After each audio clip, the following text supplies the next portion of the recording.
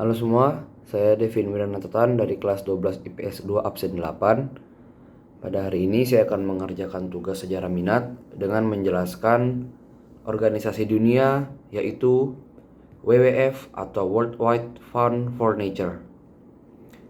Jadi organisasi ini berdiri pada tanggal 29 April tahun 1961 di Morges, Switzerland.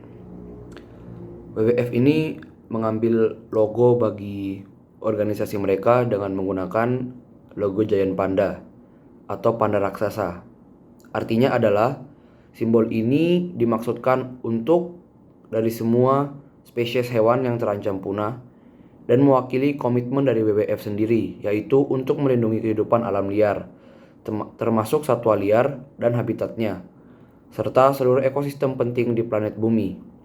Nah, logo ini tidak hanya digunakan pada organisasi inti, tetapi berbagai organisasi WWF di cabang dunia. WWF ini dimulai dengan kekhawatiran terhadap keadaan satwa liar di Afrika. Sir Julian Huxley, seorang biologis terkenal dan mantan Direktur Jenderal UNESCO, mengusulkan pendirian organisasi internasional yang bertujuan melindungi spesies-spesies yang terancam punah dari habitat mereka. Pada tahun 1961, WWF didirikan dengan nama World Wildlife Fund yang kemudian berubah menjadi World Wide Fund for Nature pada tahun 1986. Meskipun singkatan WWF tetap digunakan. Sejak awal, WWF telah bekerja untuk melindungi dan melestarikan berbagai spesies dan habitat di seluruh dunia. Organisasi ini telah fokus pada isu-isu seperti perlindungan hutan hujan tropis, pelestarian satwa liar, pengelolaan sumber daya alam, dan mengurangi dampak perubahan iklim. WWF telah melakukan upaya kolaboratif dengan pemerintah, organisasi non-pemerintah, komunitas lokal, dan sektor swasta untuk mencapai tujuannya. Mereka bekerja sama dengan berbagai pihak untuk mengembangkan kebijakan lingkungan, melakukan penelitian ilmiah, membangun kapasitas masyarakat lokal, dan mengadvokasi perlindungan lingkungan. Seiring berjalannya waktu, WWF menjadi salah satu organisasi lingkungan terbesar dan paling berpengaruh di dunia. Mereka telah berkontribusi pada pelestarian spesies ikonik seperti panda raksasa, harimau, lumba-lumba, dan gajah. Selain itu, WWF juga telah berperan dalam menciptakan area konservasi yang luas, seperti Taman Nasional Gunung Leuser di Indonesia dan Taman Nasional Serengeti di Tanzania.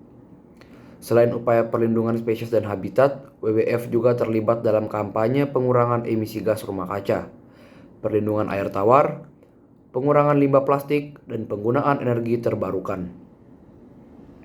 Mereka bekerja keras untuk mengedukasi masyarakat akan tentang pentingnya menjaga lingkungan hidup dan mendorong perubahan perilaku yang berkelanjutan. Dengan tujuannya yang luas dan jangkauan global, WWF terus bergerak maju dalam upaya untuk melindungi planet bumi.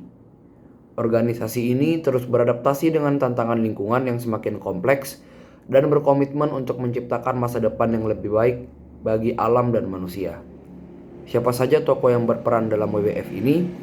Yang pertama adalah Sir Julian Huxley, seorang biologis dan filosofis asal Inggris, merupakan salah satu pendiri WWF dan juga seorang tokoh terkemuka dalam biologi evolusioner. Yang kedua adalah Max Nicholson, seorang konservasionis asal Inggris dan salah satu pendiri WWF.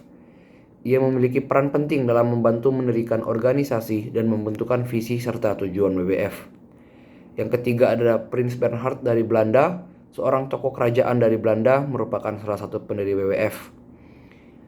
Yang keempat adalah Peter Scott, seorang naturalis, penulis dan pelukis asal Inggris. Dia adalah salah satu pendiri WWF dan memiliki kontribusi besar dalam pengembangan awal organisasi. Yang ketiga adalah Guy Montfort, seorang konservasionis dan penulis asal Inggris, juga termasuk di antara pendiri WWF. Kontribusinya dalam WWF adalah membentuk dan mengarahkan organisasi ke arah konservasi global. Apa saja tujuan dari WWF? Yang pertama adalah pelestarian keanekaragaman hayati. Yang kedua adalah pengelolaan sumber daya. Yang ketiga adalah pengurangan jejak ekologis.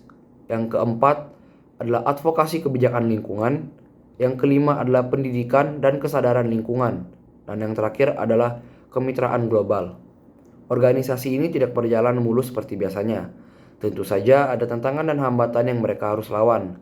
Seperti pada tahun 2020 dunia diuji dengan pandemi COVID-19. Kondisi ini juga berpengaruh pada kegiatan konservasi. Meski begitu, Panda Mobile tidak pernah berhenti. Panda Mobile adalah salah satu program dari WWF.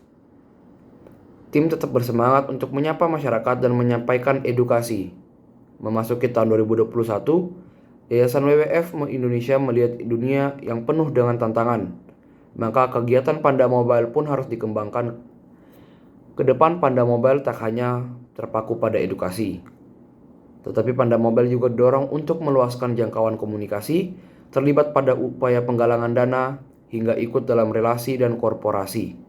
Saat Panda Mobile berbenah, kegiatan edukasi dinonaktifkan untuk sementara. Panda Mobile tidak bisa memenuhi undangan mitra sekolah sampai waktu yang belum ditentukan. Adapun prinsip dan komitmen dari WWF ini. Yang pertama adalah menghargai dan promosikan hak masyarakat adat dan masyarakat lokal. Yang kedua adalah menghormati dan mempromosikan kesetaraan gender dan hak generasi mendatang. Berikutnya adalah memperdalam pemahaman dan perencanaan konservasi yang berdasarkan pertimbangan pemenuhan hak-hak dasar di bidang sosial, ekonomi, dan budaya, serta menjaga dan menghormati kepercayaan yang diberikan oleh masyarakat adat dan masyarakat lokal WWF Indonesia. Dan yang terakhir adalah menegaskan peranan WWF sebagai bagian dari masyarakat sipil yang proaktif bekerja sama dengan organisasi masyarakat sipil lainnya untuk tujuan konservasi, tata kelola sumber daya alam yang adil, dan pembangunan yang berkelanjutan. Itu adalah pembahasan WWF dari saya, dan terima kasih.